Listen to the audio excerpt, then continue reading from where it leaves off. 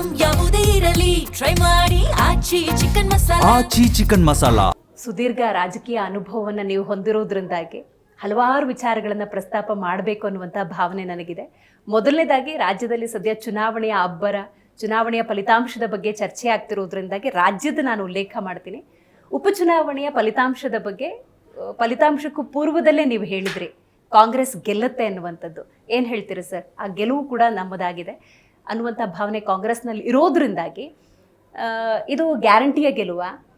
2028ರ ಚುನಾವಣೆಗೆ ದಿಕ್ಸೂಚಿಯಾಗಿ ಈ ಫಲಿತಾಂಶ ಬಂದಿದೆಯಾ? ಏನಂತ ಅರ್ಥ ಮಾಡ್ಕೋಬೇಕು?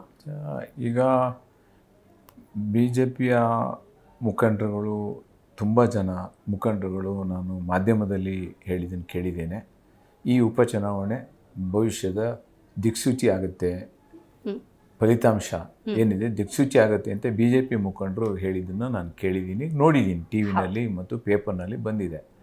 ಈಗ ಅವರ ಯೋಚನೆಯಲ್ಲೂ ಕೂಡ ಮುಂದೆ ಕಾಂಗ್ರೆಸ್ ಬರುತ್ತೆ ಅನ್ನೋದೇ ಅವ್ರು ಹೇಳ್ದಂಗೆ ಆಯಿತು. ಈಗ ಆ್ಯಕ್ಚುಲಿ ಎರಡೂ ಚುನಾವಣೆ ಕಾಂಗ್ರೆಸ್ ಗೆದ್ದಿದ್ರಿಂದ ಅವ್ರ ಭವಿಷ್ಯನೇ ಹೇಳ್ತಾ ಇದೆಯಲ್ಲ ದಿಕ್ಸೂಚಿ ಅಂತ ಹೇಳಿ. ಸ್ವತಃ ಬಿಜೆಪಿಯವರು ಹೇಳಿದಾಗ ಆಯ್ತು 28ಕ್ಕೆ ಅವ್ರು ಬರ್ತಾರೆ ಅಂತ, ಯಾರು ಗೆಲ್ತಾರೆ ಅವರು ಬರ್ತಾರೆ ಅನ್ನೋದೊಂದು ದಿಕ್ಸೂಚಿ ಆಗುತ್ತೆ ಅಂತ ಅವ್ರು ಹೇಳಿದರು.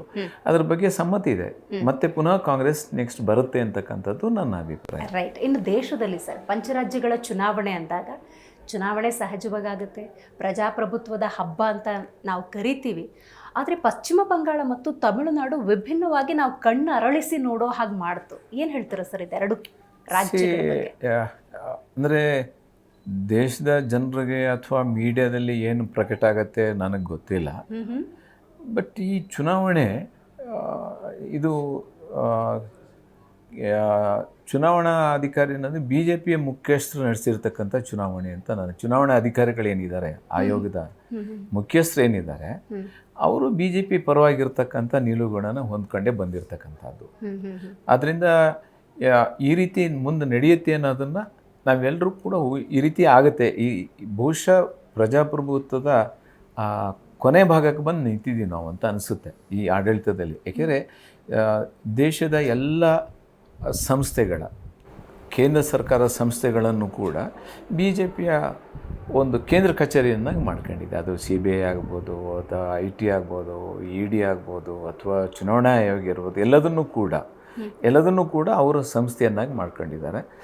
ಚುನಾವಣಾ ಫಲಿತಾಂಶಗಳನ್ನು ಅವ್ರ ಪರವಾಗಿ ಮಾಡೋದಕ್ಕೆ ಏನೇನು ಸಾಧ್ಯತೆ ಇದೆ ಅದನ್ನು ಚುನಾವಣಾ ನಿಯಮದೊಳಗೆ ತಂದು ಮಾಡಿ ಯಾರ್ಯಾರನ್ನ ವೋಟರ್ಸನ್ನ ಒಳಗೆ ಬಿಡಬೇಕು, ಹೊರಗೆ ಬಿಡಬೇಕು ಅಂತಕ್ಕಂಥದ್ದು ಈ ರೀತಿ ನಡೀತಾನೆ ಇದೆ. ಈಗ ನಾವು ನೋಡ್ತಾ ಇದ್ದೀವಿ ಎಲ್ಲೋ ಒಂದು ಕಡೆಗೆ. ಈಗ ನಾನು ಒಬ್ಬ ಟೆಕ್ನಾಲಜಿ ಡೆವಲಪ್ಮೆಂಟ್ ನಾನಲ್ಲ, ನಾನೇನು ಇಂಜಿನಿಯರ್ ಅಲ್ಲ, ನಾನು ಲಾ ಮಾಡ್ಕೊಂಡು ಬಂದವನು.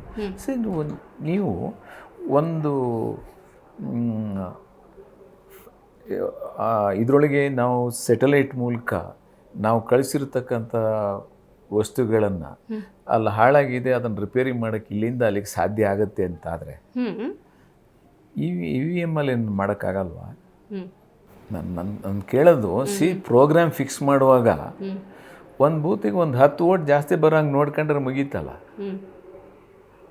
ಅಥವಾ ಒಂದು 50 ವೋಟ್ ಫಿಕ್ಸ್ ಮಾಡಿ ಇಟ್ಟರೆ ಮುಗಿದೋಯ್ತಲ್ಲ ಅಲ್ಲಿಗೆ. ಈಗ 50 ವೋಟ್ ಬರೋಂಗೆ ಮಾಡಿದರೆ ನೀವು ಒಂದು ಸೆಗ್ಮೆಂಟಲ್ಲಿ 15,000 ವೋಟ್ ಜಾಸ್ತಿ ಆಗುತ್ತೆ ಸರ್. ಇದಕ್ಕೆ ನಾನು ಹೇಳೋದು, ವಿ ಆರ್ ಹ್ಯಾವಿಂಗ್ ಡೌಟ್ ಒಂದು.